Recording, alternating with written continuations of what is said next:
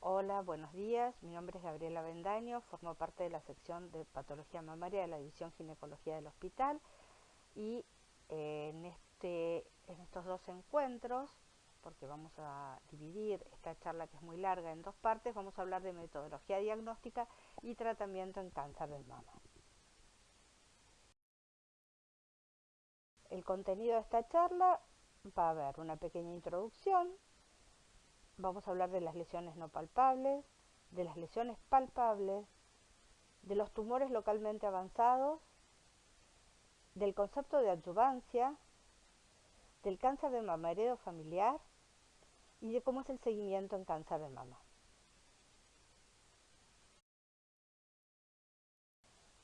Como introducción, vamos a comentar que el cáncer de mama es la principal causa oncológica de muerte en pacientes no fumadoras. En nuestro país representa la principal causa de muerte por cáncer en la población femenina, con una tasa ajustada de 73 cada 100.000 mujeres.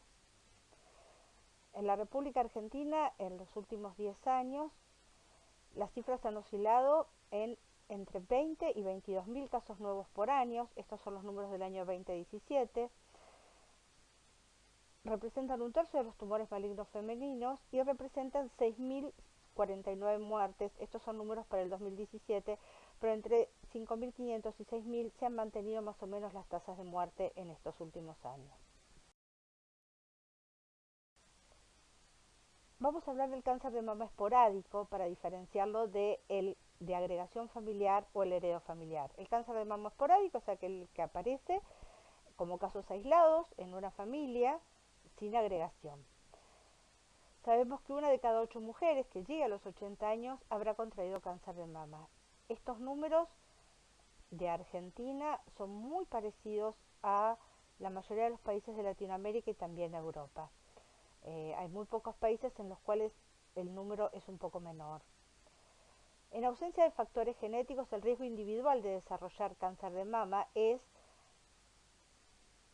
de 1 cada 1000 entre los 30 y los 40, de 2 de cada 1000 entre los 40 y los 50 años y de 3 de cada 1000 entre los 50 y los 60 años. Esto nos habla claramente de que el riesgo aumenta con la edad. ¿Cuáles son los factores de riesgo para el cáncer de mama? Esto es una presentación del Instituto Nacional del Cáncer de Estados Unidos del año 16. Como recién vimos, el factor edad es un factor de riesgo de los más importantes.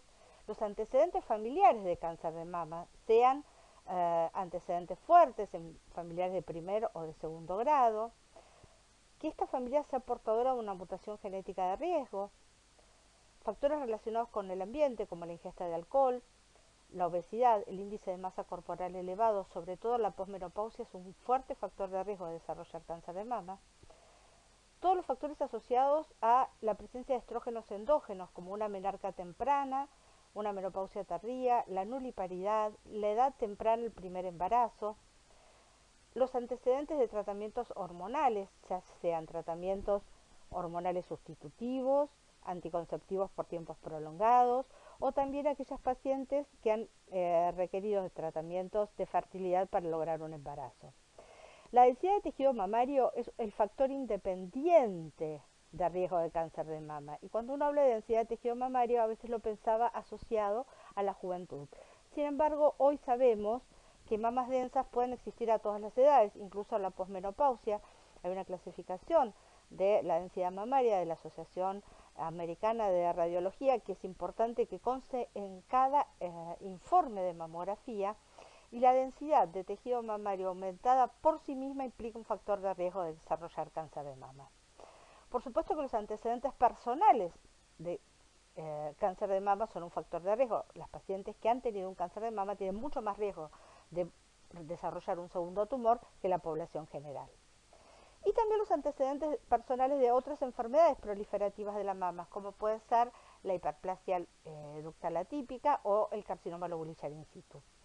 En cuanto a la raza o la etnia, sabemos que hay etnias que tienen mayor riesgo de desarrollar el cáncer de mama. Uno de los más representativos es la población judía askenazí, que tiene 10 veces más riesgo que la población general de desarrollar cáncer de mama, básicamente por estar asociados a mutaciones genéticas de riesgo.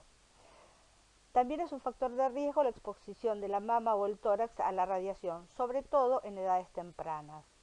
Por eso es importante interrogar a nuestras pacientes si han tenido algún tipo de exposición a radiación medicinal o laboral, y es importante conocer un antecedente como por ejemplo las enfermedades oncohematológicas que dentro de su tratamiento pueden incluir tratamientos radiantes en tórax.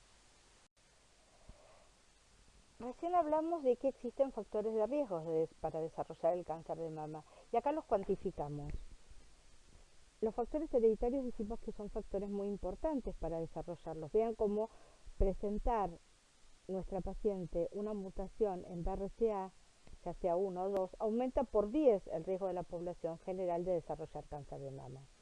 Si solamente nuestra paciente tiene una historia familiar de cáncer de mama con algún nivel de agregación familiar de primer grado, uno o más familiares o uno o más familiares de segundo grado, el riesgo varía entre 2 y 4 veces el de la población general. Si nuestra paciente presenta una biopsia, un historial de una biopsia con una lesión premaligna, una hiperplasia ductal atípica, un carcinoma lobulillar in situ o ductal in situ, nuestra paciente tiene entre un 3 y 4 veces el riesgo de desarrollar cáncer de mama. Los antecedentes endocrinos que hablamos, la terapia hormonal sustitutiva, aumenta 1.3 veces el riesgo. Mientras que la menarca precoz, la menopausia tardía y la nulipalidad no pueden ser cuantificadas. También se sabe que es importante, como hablamos, la dieta y la ausencia de ejercicio. Sabemos que aumenta el riesgo, pero tampoco lo podemos cuantificar. Sin embargo, sí podemos cuantificar la presencia de densidad mamaria. La mama densa aumenta 4 veces el riesgo de desarrollar cáncer de mama. Y es un riesgo importante. Pero también existen factores protectores. Un estudio muy importante que ya se ha quedado un poco antiguo en el tiempo, pero que fue muy interesante para evaluar el riesgo de desarrollar cáncer de mama, si bien no era el objetivo del mismo, y el objetivo de este estudio era estudiar tratamientos hormonales sustitutivos, vio que aquellas pacientes que utilizaban estrógenos post-histerectomía tenían menos riesgo de desarrollar cáncer de mama. Como dijimos, el ejercicio, el embarazo temprano, la lactancia materna, sobre todo si la lactancia fue por más de 3 meses y antes de 35 años. Y también encontramos que existen intervenciones protectoras. Estas intervenciones pueden ser el uso de moduladores selectivos del receptor de estrógenos, los TERS, básicamente el tamoxifeno, aunque también el raloxifeno, en aquellas pacientes que presentan riesgo elevado. También se pueden utilizar inhibidores o desactivadores de la aromatasa, como el letrozole o el anastrozole, menos usados para quimioprevención en nuestro medio. Pero también puede haber intervenciones reductoras de riesgo, como pueden ser la mastectomía o la salpingoforectomía.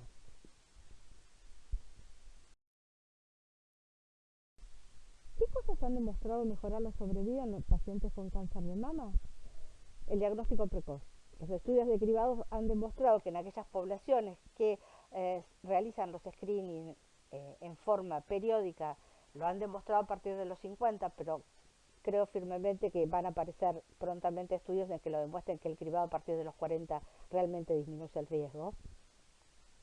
La individualización y la presencia de medidas preventivas en aquella población de alto riesgo, saber qué pacientes son de alto riesgo y entender que esas pacientes requieren un screening distinto, un seguimiento distinto y por supuesto, si cabe y si la paciente lo acepta, algún tipo de medida o de alguna intervención reductora de riesgo, ya sea en forma de medicamentos, como puede ser el uso del tamoxifeno, o en el caso de pacientes de altísimo riesgo, portadoras de mutaciones genéticas, cirugías reductoras de riesgo. Entender que el cáncer de mama es una enfermedad sistémica de entrada, con lo cual cada vez vamos a encontrar que hacemos tratamientos sistémicos en forma mucho más precoz de lo que los hacíamos hace algunos años. La presencia de los tratamientos adyuvantes, pero aquellos tratamientos que podemos dirigirlos, no hacer un tratamiento adyuvante porque sí, sino teniendo en cuenta un blanco específico. Identificar factores de riesgo en pacientes con cáncer de mama que requieran quimioterapia, disminución de recaídas, pero las pacientes que realmente lo ameritan. La identificación de blancos moleculares específicos, como volvemos a hablar, tratamientos dirigidos, ya sea por presencia o ausencia de receptores hormonales, por presencia o ausencia de amplificación del ER2, las nuevas terapias anti-CDK, identificar blancos moleculares que nos permitan hacer un tratamiento dirigido que va a ser más efectivo, menos tóxico y con muchos mejores resultados. Y poder identificar factores genéticos pronósticos y predictivos a través de las plataformas genómicas desarrolladas para tal fin. Las más conocidas, el Oncotype, el MammaPrint, el EndoPredict, sobre todo en pacientes, estos sirven para pacientes con tumores hormonosensibles. Realmente poder definir a través de estas plataformas aquellas pacientes que tienen un riesgo que no está claro para desarrollar una recaída y poder intervenir dando quimioterapia solamente a las pacientes en las cuales puedo demostrar a través de estos modelos que mejora su sobrevida, es algo importante para no estar tratando de más pacientes a las que probablemente no voy a beneficiar. Bueno, en esta diapositiva, que seguramente es muy conocida por todos ustedes porque es viejita, es de Nature del año 2000, Perú mostró la clasificación por inmunofenotipos del cáncer de mama. Hasta ese momento, las clasificaciones y las determinaciones de pronósticas y predictivas tenían que ver con la cantidad de ganglios comprometidos, el volumen tumoral, los tipos histológicos. A partir de esta clasificación, que toma en cuenta los receptores hormonales, el Ki67 y la presencia o ausencia de ER2, permitió clasificarlos en 4 grupos, siendo los más frecuentes el luminal, tanto el A como el B. Entre el A y el B tenemos el 70-75% de todos los cánceres de mama e implica aquellos tumores hormonodependientes. El ER enriquecido implica aproximadamente un 10% de todos los tumores y el basal, o también conocido por nosotros como triple negativo, es el 10-15% restante. Esta clasificación, mostrando la sobrevida global en cuanto al inmunofenotipo, veremos que entre el luminal A y el B se llevan los de mejor pronóstico, siendo el triple negativo el de peor pronóstico, como dijimos.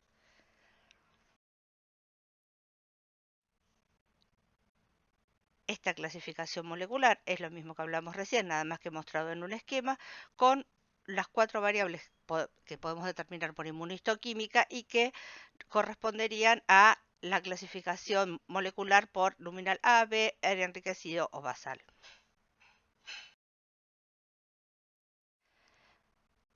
Vamos a hablar ahora de la estadificación y el manejo inicial del cáncer de mama.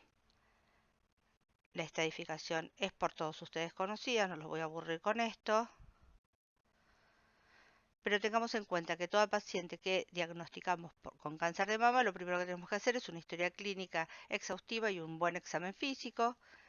La mamografía y la ecografía mamaria bilateral deben realizarse en toda paciente que diagnosticamos un cáncer de mama. La resonancia nuclear magnética siempre es opcional, pero hay determinadas circunstancias en las que nosotros consideramos que es muy valioso realizarla. En aquellos casos en que las imágenes mamográficas o ecográficas son muy pequeñas y dificultosas para el diagnóstico por su tamaño, por su localización, en aquellas pacientes con mamas densas, en aquellas pacientes con compromiso axilar, con un presunto cáncer mamario oculto, y en aquellas pacientes en las que la biopsia inicial informó un carcinoma lobulillar, dado que hay que tener en cuenta que los carcinomas lobulillares son con más frecuencia que los ductales, multifocales, multicéntricos y bilaterales. Siempre que una biopsia nos informa un carcinoma lobulillar, es de buena práctica realizar una resonancia nuclear magnética antes de ir a la instancia quirúrgica con la paciente, porque no sería la primera vez, sobre todo en aquellas pacientes con tumores pequeños, pasibles de tratamiento conservador,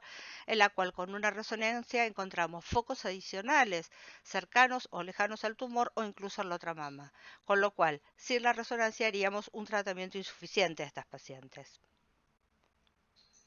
Un laboratorio completo que incluye hemograma, hepatograma, función renal, coagulación.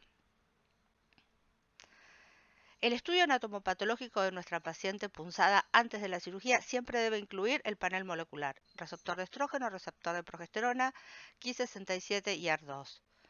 En el caso de que sea una paciente derivada de otro centro, en nuestro servicio hacemos siempre la revisión del preparado en consulta.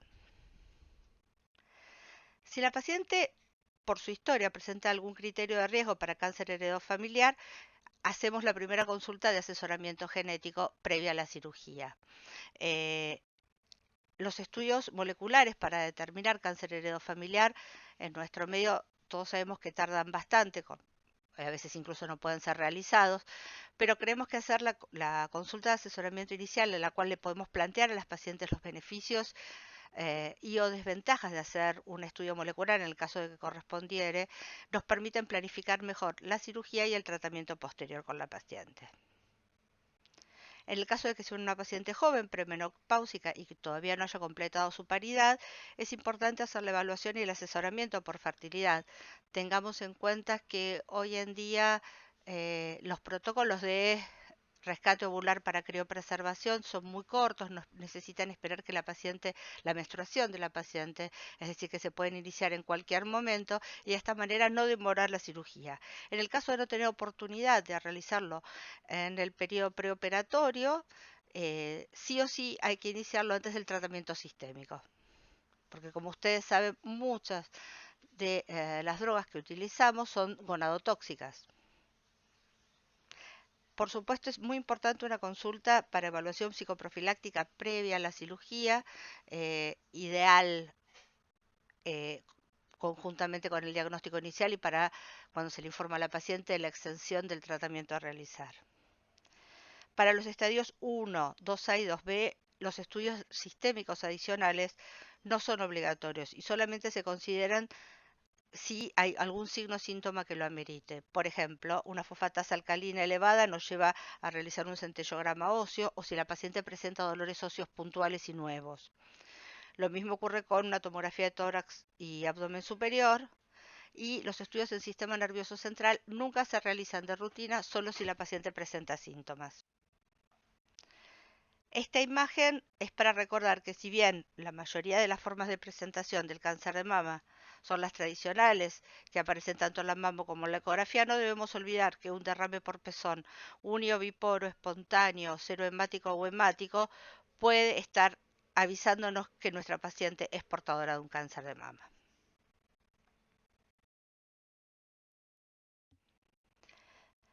Vamos a hablar ahora de las lesiones no palpables, tanto mammo como ecográficas. Vamos a recordar que las lesiones que son visibles por ecografía pueden ser pasibles de dos tipos de punciones. Una punción con aguja fina, que solamente se reserva para los quistes, para su evacuación, o en el caso de adenopatías, ya sean axilares o supraclaviculares, incluso mamaria internas, en las cuales por su localización, por estar cerca de áreas vasculares, no es aconsejable realizar una punción con aguja gruesa. En el caso de que nosotros tengamos una adenopatía a punzar y la vamos a punzar con aguja fina, es imprescindible la presencia de la asistencia del patólogo al lado nuestro mientras hacemos la determinación para podernos informar que el material que sacamos es suficiente. Y no solamente que es suficiente para hacer diagnóstico de carcinoma, es decir, no solamente un pequeño colgajo de células que sean atípicas y que nos puedan permitir sospechar un carcinoma, sino que también haya material suficiente para que de esas células carcinomatosas podamos hacerle estudios de inmunohistoquímica, ya sea receptores hormonales o el ERD. Piensen que a veces estamos en la presencia solamente de adenopatía sospechosa sin un tumor mamario, o en el caso de una recaída en la que debamos conocer el pronóstico de nuestras pacientes y que sean predictivas para ver qué tratamiento realizar, necesitamos que la cantidad de material sea suficiente. Todo el resto de las punciones, de las lesiones visibles por ecografía, que por supuesto se ven por ecografía, serán nódulos, se deben realizar con aguja gruesa. En el caso de lesiones visibles por mamografía tenemos dos opciones que son adecuadas ambas, una un poco más antigua que es la core biopsy y una un poco más moderna que es el mamotón. En cuanto a una y otra, el mamotón permite realizar una resección por vía de punción de mayor cantidad de tejido e incluso permite dejar en el lecho de la biopsia realizada una marca que es un clip que puede ser reconocido fácilmente en una mamografía posterior y que también puede ser reconocido por el patólogo en la cirugía. Pensemos que estamos hablando de lesiones no palpables, son lesiones muy pequeñas y de esta manera la presencia del clip, en el caso de que hayamos resecado toda la lesión, nos va a guiar al lecho y así poder estar seguros realmente que esa resección fue completa y aparte de que estamos biopsiando el lecho de la cirugía, de la lesión que teníamos previamente. Aquí vemos una core biopsy, la mama de la paciente se encuentra en posición prona con la mama entre las placas mamográficas, se le pone un poco de anestesia local en la piel, se hace una pequeña incisión con un bisturí para que la aguja no tenga que realizar tanta fuerza al atravesar la piel, y este es el aparato que a través de estereotaxia permite resecar varios cilindros que no deben ser menores de 3 para poder hacer un diagnóstico. Más moderno, el Mamotom tiene una aguja de similares características con un bisel donde por sus características nos permite tomar varios cilindros, mayor cantidad de cilindros, actúa por presión y recordemos que nos permite dejar el clip. Esta sería la ventaja. Es un poco más costoso, pero no demasiado y casi todos los centros se cuentan con él. Vamos a recordar la signología de malignidad ecográfica y vamos a decir que un nódulo es sospechoso de malignidad en cuanto sus márgenes, desde el punto de vista ecográfico, son imprecisos, presenta una atenuación sónica posterior, recuerden que los benignos presentan refuerzo y esto tiene que ver con la densidad del tejido que estamos evaluando, que atraviesan los ecos. El eje mayor de la lesión debe ser perpendicular a la piel. En caso de que sea una imagen heterogénea solidoquística, los ecos internos deben ser heterogéneos.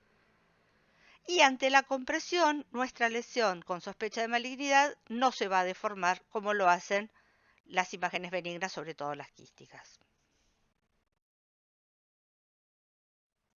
Aquí vemos un ejemplo en el cual encontramos una formación nodular de bordes irregulares, heterogénea, con un eje mayor perpendicular a la piel y con una atenuación sónica posterior. Lo mismo, aquí vemos la heterogeneidad de la densidad de esta lesión. Vamos a hablar de lesiones sospechosas no palpables ecográficas y qué hacemos con ellas. Pensemos que son imágenes BERRAD 4 o 5 que pueden ser únicas o múltiples, que van a estar en un mismo cuadrante o en una superficie menor de 4 centímetros.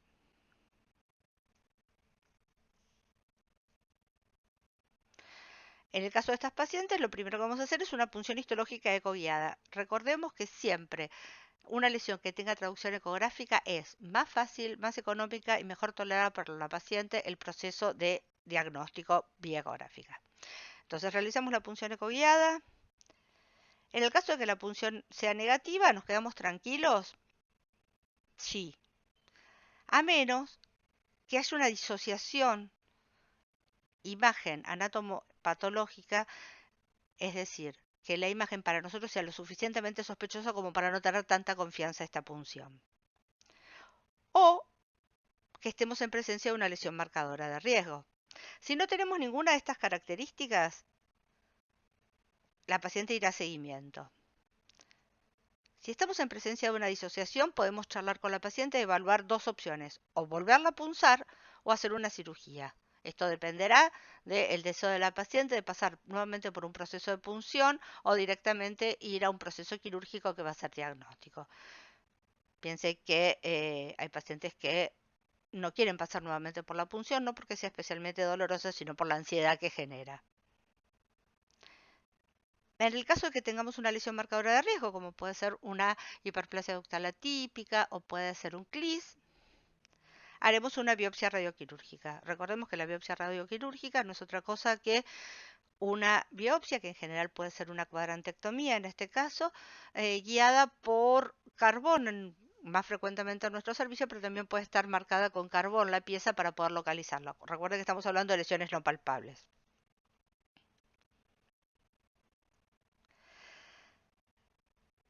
¿Qué pasa si la punción es positiva de entrada? Bueno, nos puede informar un carcinoma ductal in situ, en cuyo caso haremos una biopsia radioquirúrgica y la radioterapia posterior, y de acuerdo al panel haremos adyuvancia hormonal o no. O puede ser un carcinoma infiltrante. En el caso de un carcinoma infiltrante, es una lesión no palpable, tendremos que marcarla también, y realizaremos una biopsia radioquirúrgica, pero a diferencia de la anterior, debemos investigar la axila. Si la axila era clínicamente negativa al inicio de nuestro estudio diagnóstico, la paciente podrá realizar una biopsia de ganglio centinela. Si nuestra paciente inicialmente ya tenía una adenopatía sospechosa, que en cuyo caso recomiendo punzarla al mismo tiempo que punzamos el nódulo, se hará y esta haya sido positiva, se hará un vaciamiento ganglionar. Recuerden que cuando hablamos de axila clínicamente positiva o negativa debemos remitirnos al examen clínico y examen físico inicial, porque una paciente a la cual luego de una punción yo investigo si tiene o no adenopatías axilares palpables, voy a encontrar que sí las tiene por un proceso inflamatorio postpunción. Siempre que realizamos una biopsia radioquirúrgica, debemos intentar la asistencia de patólogo, básicamente para lo que dice la imagen, solamente para que nos informen los márgenes libres. Estamos hablando de lesiones pequeñas, lesiones que son difíciles de evaluar en una congelación, pero sí el patólogo nos puede decir en el momento de la radioquirúrgica si encontró el carbón, si alrededor de la mancha de carbón tenemos márgenes suficientes, y a veces incluso nos puede informar, en el caso de las cirugías, que se vea el lecho de la punción previa y o hallar el clip, en el caso de que fuese clipado. Toda esta información muy útil y que debe asentar en el informe quirúrgico. Vamos a hablar de las proliferaciones intraquísticas, que son los quistes complicados sospechosos.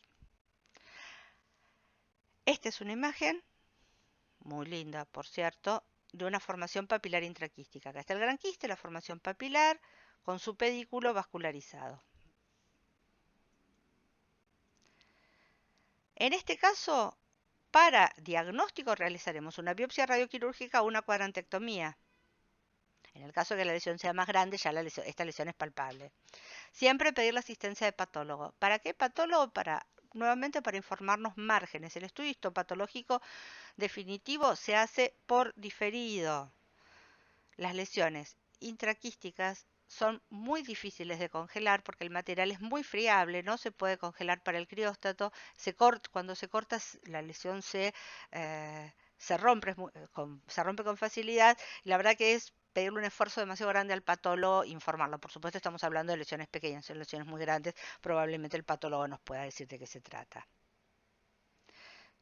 Y el estudio diferido nos puede decir que estamos en presencia de un carcinoma papilar intraquístico que no tiene invasión de la cápsula, con lo cual lo asimilamos a un carcinoma ductal in situ, por lo cual la paciente, si los márgenes eran satisfactorios, no va a requerir otro tratamiento quirúrgico y se hará radioterapia y la adyuvancia según corresponda.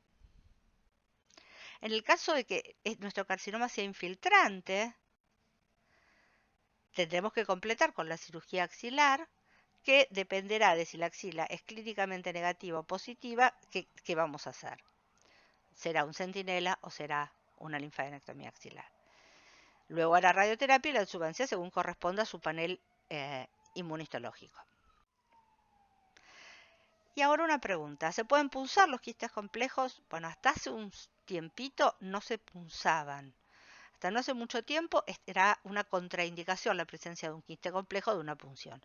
Sin embargo, hoy en día la mayoría de las sociedades aceptan que punzados con aguja gruesa por imagenólogos muy bien capacitados y siempre con la presencia de un patólogo experimentado se pueden punzar, siempre teniendo el recaudo de que quizás necesitemos o el patólogo nos pida realizar la biopsia quirúrgica para hacer un diagnóstico completo. Ahora vamos a hablar de las imágenes sospechosas mamográficas, o sea, las microcalcificaciones. También podemos hablar de imágenes sospechosas mamográficas a las densidades de parénquimas o asimetrías focales tisulares. Están en la clasificación de BIRADS, como ustedes verán, ya la conocen todos. Las microcalcificaciones pasan de lesiones puntiformes, homogéneas, bien delimitadas, que solamente requieren un control habitual, aumentan o en el caso de postraumáticas o postquirúrgicas, focos de citoesteatonecrosis con el clásico halo radiolúcido central, que solamente requieren control anual, a lesiones que se van haciendo cada vez más sospechosas, porque se hacen más heterogéneas, porque se agrupan, algunas veces con agrupación segmentaria, incluso en algunos casos forman directamente un molde del árbol ductal con sus bifurcaciones.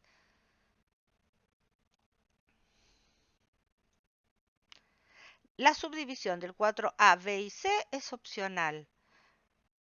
Si un informe mamográfico de una mamografía informa BIRAD 4A o BIRAD 4, las dos opciones son válidas. Siempre recordar que el 4A es el menos sospechoso, el C el más sospechoso. Nada más que eso.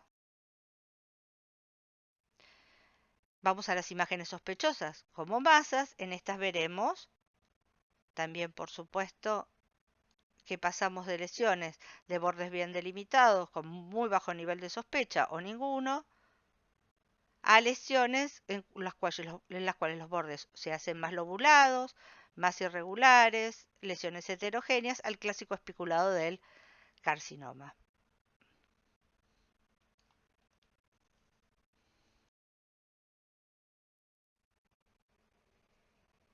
Aquí tenemos algunos ejemplos. En este caso vemos una densidad que persistió, es una simetría focal que persistió esta simetría luego de la compresión y la magnificación con bordes irregulares.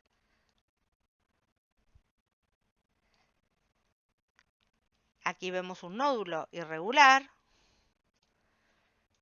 Y en este caso vemos microcalcificaciones que, como ustedes ven, son irregulares, agrupadas, heterogéneas, todas sospechosas de malignidad.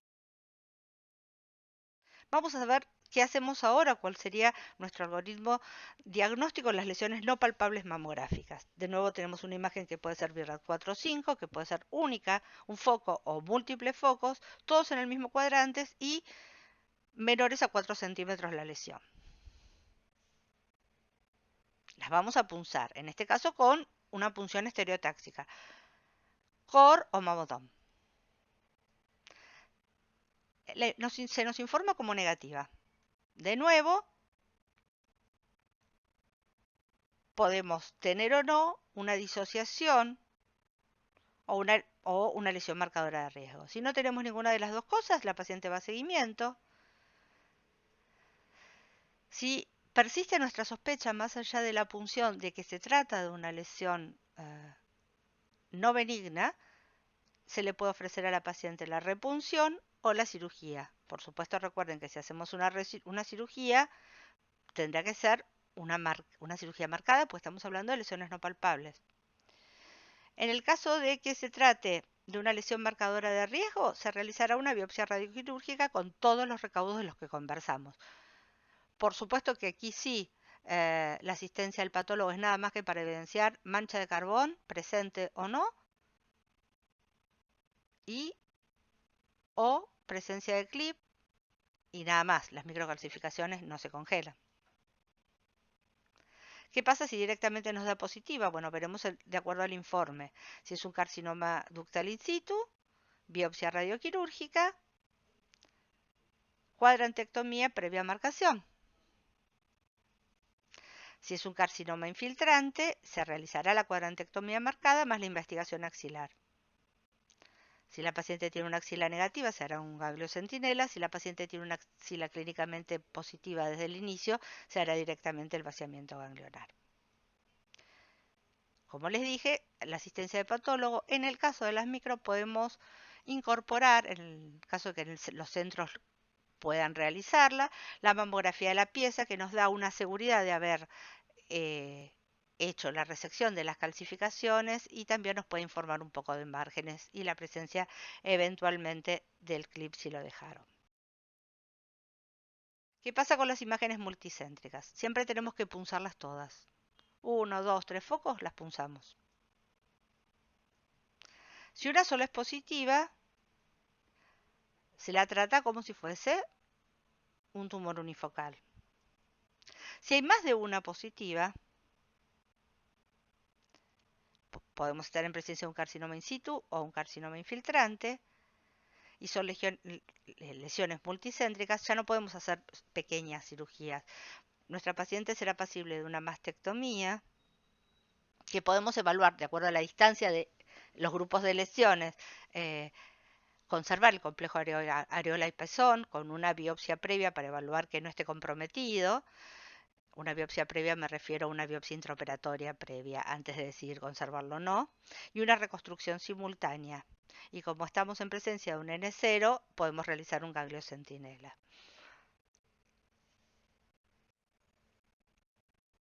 Vamos a hacer un par de consideraciones del ductal in situ antes de seguir avanzando. Como vimos antes en el algoritmo diagnóstico, la disección ganglionar axilar no debe ser efectuada sin que haya una evidencia de enfermedad invasora. Pero, en algunos casos en que hay sospecha de focos de microinvasión, la biopsia del ganglio centinela debe ser considerada. ¿Cuándo son esos momentos en los cuales puede haber sospecha? Cuando hay un G3, cuando las microcalcificaciones están en un área mayor a 3.5 centímetros, porque es prácticamente imposible intraoperatoriamente poder decidir si un carcinoma ductal in situ no tiene un foco de invasión, o cuando las microcalcificaciones o las lesiones estén sobre un nódulo palpable. En esos casos es de buena técnica realizar un ganglio centinela. Vamos a hablar ahora de las lesiones palpables. Empezaremos por el nódulo palpable sospechoso. ¿Qué es lo primero que hacemos? Mamografía y ecografía mamaria. Si el área sospechosa es una sola, punción histológica. ¿Cómo hacemos la punción? Bajo guía ecográfica. Es poco probable que una lesión palpable no tenga traducción ecográfica. Si la punción es negativa y luego de evaluar una posible disociación, esta no existiese, nuestra paciente va a seguimiento. Si existiese la disociación, la repunzamos o vamos directamente a ofrecerle a la paciente la exéresis quirúrgica. En el caso de que la punción histológica sea positiva y haya una sola lesión positiva, o haya dos, pero sean próximas entre sí, con una distancia no mayor a 4 centímetros, la tratamos como si fuese un carcinoma único multifocal. Si el área clínica, por el contrario, la imagen sospechosa corresponde a más de un nódulo o no están muy cercanos, se punzan absolutamente todas las lesiones. Eso siempre. Siempre tenemos que tener una confirmación histológica de todas las lesiones. Y en caso de que solamente una de ellas dé positiva o dos, pero cercanas, se considera como carcinoma único multifocal y se procederá en consecuencia. Si hay dos o más lesiones positivas y están mucho más separadas, mucho más distanciadas entre sí, se considera como un carcinoma multicéntrico. Aquí les voy a hacer una llamada sobre el manejo de la axila. Y vamos a hablar del protocolo Z011 y contarles qué fue esto. Este protocolo Z011 fue un clinical trial para tumores T1, T2, es decir, hasta 2 o hasta 5 centímetros, axila negativa sin evidencia de metástasis, que fueron tratados con cirugía conservadora y se encontró un ganglio centinela positivo. La positividad del ganglio centinela debía ser confirmada por hematoxilina oxina. Se excluían de este protocolo aquellos pacientes que tenían una hematoxilina oxina negativa, pero una inmunohistoquímica positiva. O también se excluían aquellos pacientes que tenían 3 o más ganglios centinelas positivos. Por supuesto, a través de un consentimiento informado de las pacientes, se randomizaban a dos grupos. Había un grupo de pacientes que en la congelación, al encontrarse estos hallazgos, iban o en el diferido a una linfadenectomía axilar completa, y un grupo de pacientes a los cuales no se hacía una disección axilar posterior y solamente quedábamos con la disección del ganglio centinela. A todas las pacientes se las irradiaba y se les hacía el tratamiento sistémico que correspondiese a su estadio y a sus inmunofenotipos. De este estudio, que randomizaron 446 y 445 mujeres en cada uno de los brazos y con un seguimiento de 6.3 años, demostraron que no había diferencias estadísticamente significativas en cuanto a la recurrencia de la recaída local y a distancia de las pacientes que se les completaba la disección axilar versus la que se tenía una conducta expectante, con lo cual se aceptó que en aquellas pacientes T1 o T2 que tuviesen un centinela negativo en el momento de la cirugía con un diferido positivo, siempre que no fuesen más de 3 ganglios centinelas positivos, se les podía ofrecer a la paciente la conducta expectante. Una llamada de atención sobre los márgenes: a partir del 2017 cambió la consideración de márgenes negativos y a partir de ese momento lo que se consideró es que si no hay tinta china sobre el tumor, se considera margen negativo. Piensen que venimos de los 90, en los cuales un margen aceptable en una cuadrantectomía era de mayor a los 5 milímetros, de ser posible 1 centímetro. Esta disminución del margen, manteniendo las tasas de recurrencia en niveles aceptables, nos permite una mayor cantidad de cirugías conservadoras, un mejor resultado cosmético, no haciendo grandes resecciones en tumores pequeños. Vamos a ver cómo es el manejo del carcinoma único o unifocal con axila negativa. Estamos en presencia de un tumor menor de 3 centímetros o más grande, pero con una mama lo suficientemente grande como para que la relación volumen tumoral, volumen mamario nos permita márgenes libres y un adecuado resultado cosmético. Si nuestra paciente es axila negativa, vamos a realizarle una cuadrantectomía más una biopsia de ganglio centinela, siempre con la asistencia del patólogo, por supuesto. Si el ganglio centinela es negativo, la paciente continuará con adjuvancia. Volvemos a recordar, margen suficiente es aquel que se considera margen suficiente, aquel cuyos márgenes están libres, en los cuales la tinta china no contacta con el tejido tumoral. Para recordarles, la tinta china es la que pinta el patólogo dentro del quirófano cuando hace la revisión intraoperatoria de la pieza. Si el centinela fuese positivo, si la paciente no cumple criterios de Z011, ¿recuerdas cuáles fueron? Hematoxilina eosina positivo, no inmuno solamente, menores de 3 ganglios centinelas positivos, nuestra paciente puede ir nada más que observación de la axila y continúa con su adjuvancia. Es cierto que estas pacientes en las cuales el centinela fue positivo posteriormente se puede recomendar hacer radioterapia de la axila dentro de la adjuvancia. Si estos criterios están ausentes, nuestra paciente irá a una disección axilar completa.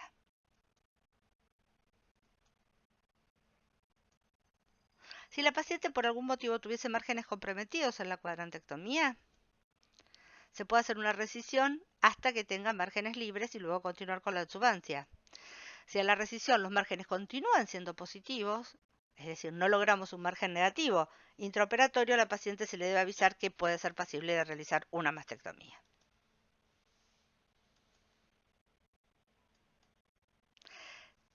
¿Qué pasa con los triple negativos?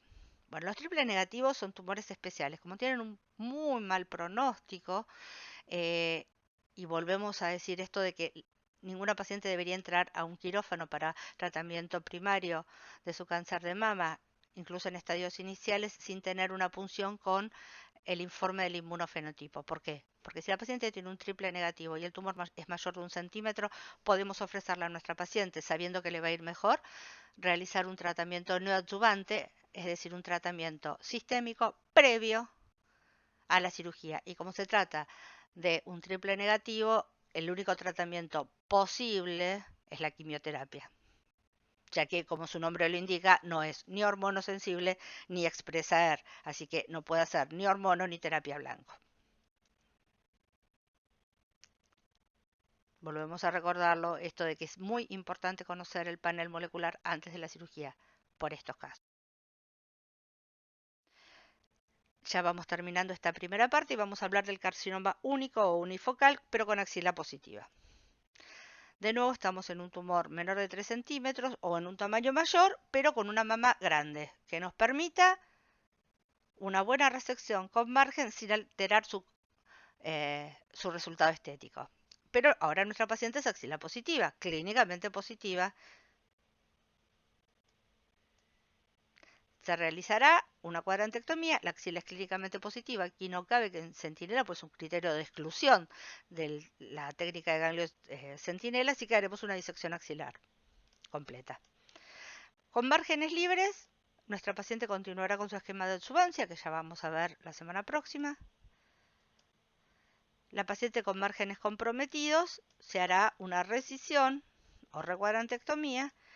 Si los márgenes son libres, continuaremos con la adjuvancia. Si luego de márgenes comprometidos podemos hacer directamente una mastectomía, sí podemos hacerlo si la paciente no acepta el pasar por una recisión quirúrgica para luego tener un informe que puede implicar que nuevamente estén comprometidos.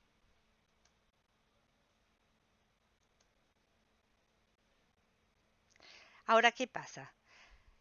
¿Qué pasa en una paciente en la cual tenemos márgenes comprometidos? En el diferido, la operamos hace unos días, tenía una axila positiva, era una axila con varios ganglios comprometidos, y tenemos que planificar la cirugía para la recuadrantectomía, para evaluar nuevamente unos márgenes libres. Bueno, en estas pacientes podemos ir directamente al tratamiento sistémico,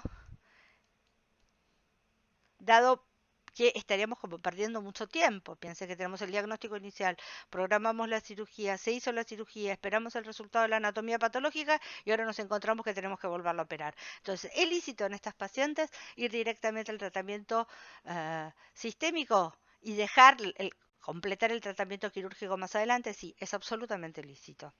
Y cuando completemos el tratamiento quirúrgico nos podemos encontrar con la eventualidad de realizar o una recuadrantectomía para márgenes libres o directamente ir a mastectomía.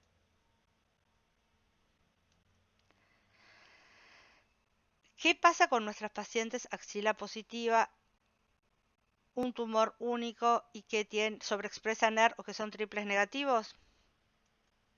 Siempre estas pacientes van a requerir tratamiento sistémico primario. Prácticamente a nadie se le ocurriría hoy con una paciente con un tumor mayor de 2 centímetros con axila positiva pensar que la instancia de tratamiento en estos casos especiales, en ER positivo o triples negativos, que la mejor opción de tratamiento inicial es el tratamiento quirúrgico. Realmente le estaríamos ofreciendo una mala elección no empezar por el tratamiento sistémico, que es lo que pone en peligro la vida de nuestras pacientes.